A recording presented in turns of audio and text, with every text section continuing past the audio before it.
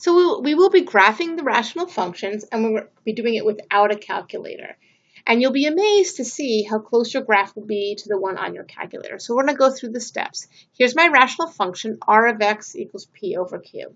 So the first thing we're going to do is we're going to factor our numerator and denominator.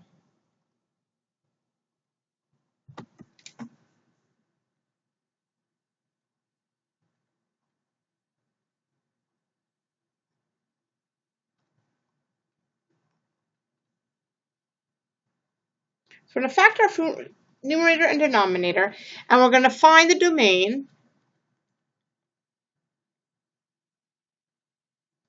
And what we're really looking for is where is q of x equal to 0, because that's where it's going to be undefined. And then we'll know our possible vertical asymptotes or holes. The next step is we're going to write r of x in lowest terms. And what this means is if you have something in the numerator and the denominator, a factor that's the same, they will cross out. And this one tells you the ones that cross out, the ones that you simplify out, that gives you your holes. What's left is going to be a vertical asymptote. Okay, the next thing I want to do is I want to locate my intercepts.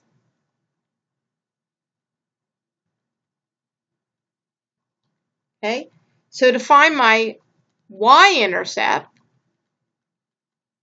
I evaluate the function when x is 0. To find my x-intercept, I want to know when the function equals 0. But remember, you cannot divide by 0, right? And r of x is p over q, and q can never equal 0. So what I'm really looking for is when is the numerator equal to 0. So you solve for that, okay? Once it's in lowest terms. You can't do that before you make it in lowest terms. And then what you're going to do is you're going to use the multiplicity to determine the behavior at each of the x-intercepts.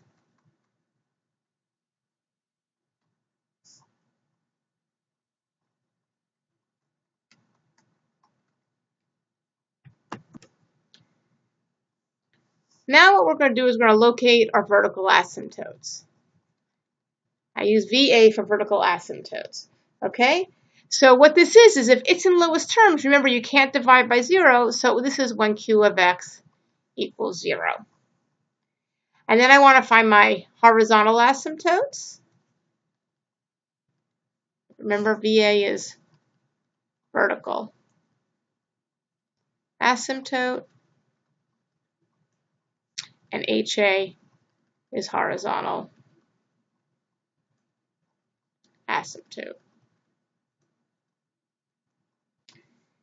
I also want to find my oblique asymptotes, if they exist. Remember, that's only in special occasions. And sometimes they might intersect, so you might want to see if it ever intersects the asymptote as well.